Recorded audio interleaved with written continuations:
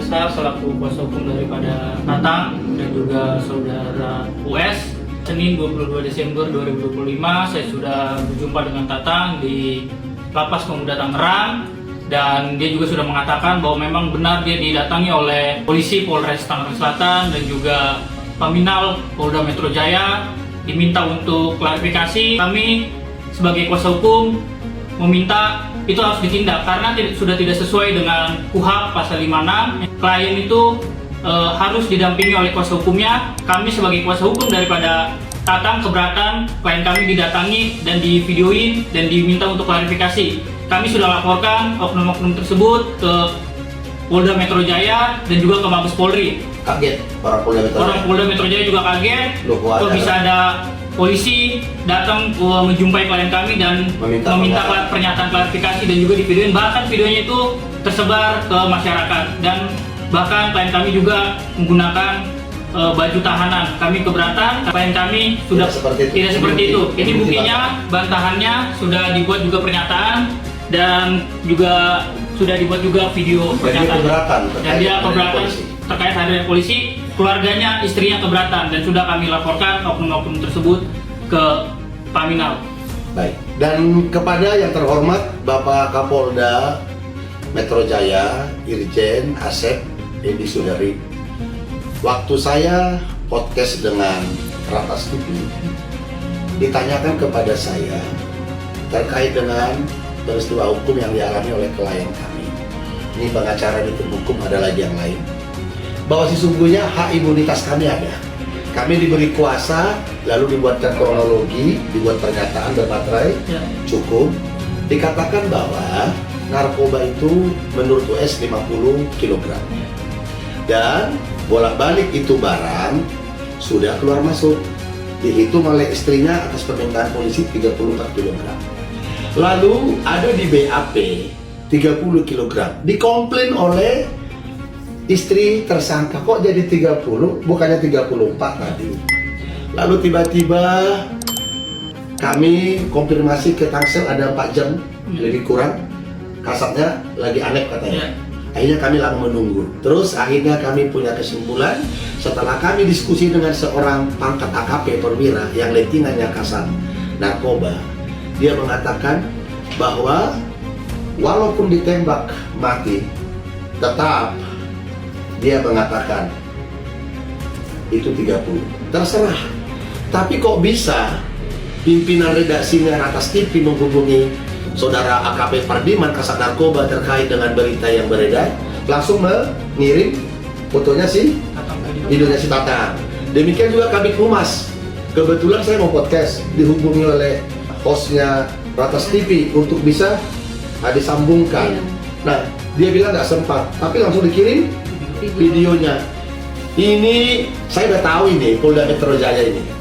Ini diduga Polda Metro Jaya seirama dengan Mabes Polri karena di dalam video saya penghinaan bagi Presiden Prabowo Subianto dan kami relawan Prabowo Subianto, yang dikatakan Prabowo ketika terakhir pidatonya Pak Presiden bahwa relawan Prabowo 08 jangan dibubarkan, tapi digabungkan menjadi relawan nasional yang dimana ketuanya Pak Rosan mengawal pemerintahan Prabowo. Inilah kami mengawal pemerintahan Prabowo Gibran, dan takut mungkin apabila terbukti akhirnya jadi merambat kepada hasil daripada rilis pers yang ada di Mabes Polri tanggal 29 Oktober 2025. Kami minta kepada semua rakyat Indonesia, mari kita demo besar-besaran. Seluruh rakyat Indonesia kita demo besar-besaran. Biarlah salah satu materi demo bahwasanya ada banyak oknum polisi terutama yang ada di Tangsel diduga telah penggelapan barang bukti narkoba.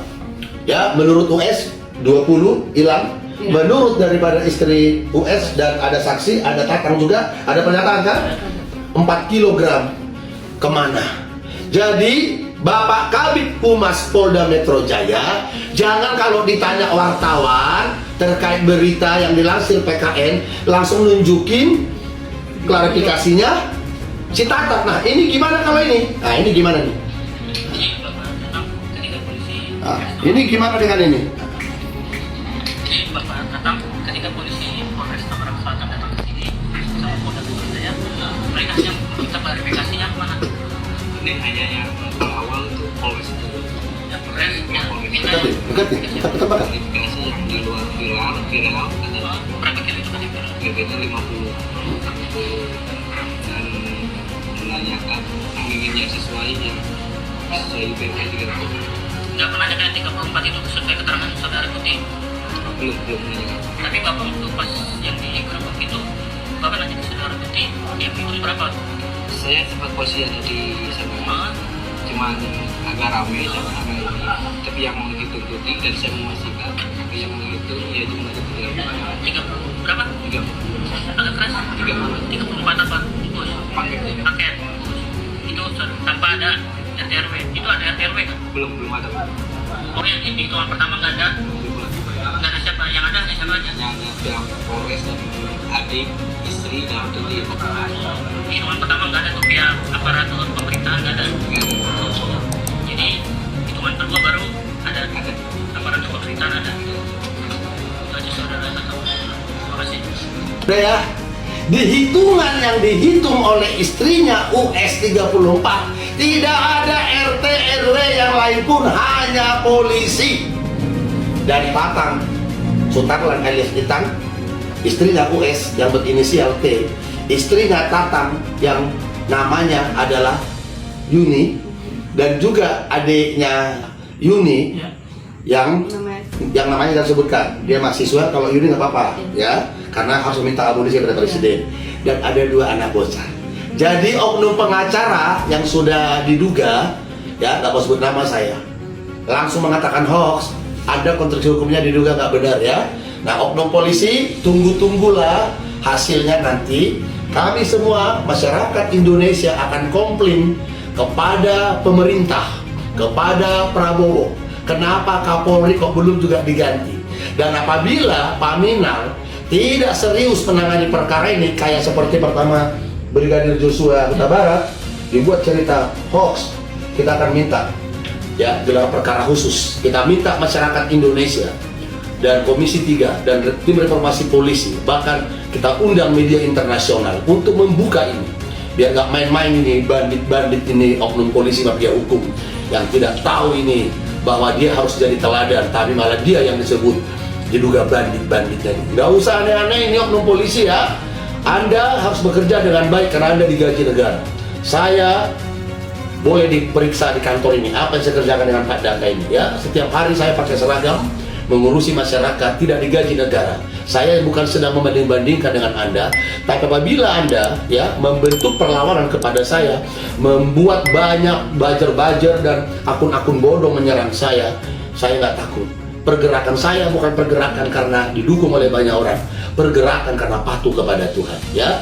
Saya akan lawan bandit-bandit mafia hukum, mau dia pangkatnya apa nggak peduli saya, karena perlawanan saya bukan perlawanan karena saya cari panggung, tapi karena perlawanan berantas narkotika dan lawan oknum-oknum bandit-bandit mafia hukum yang berasal dari kalangan Polri, terutama kasus narkoba.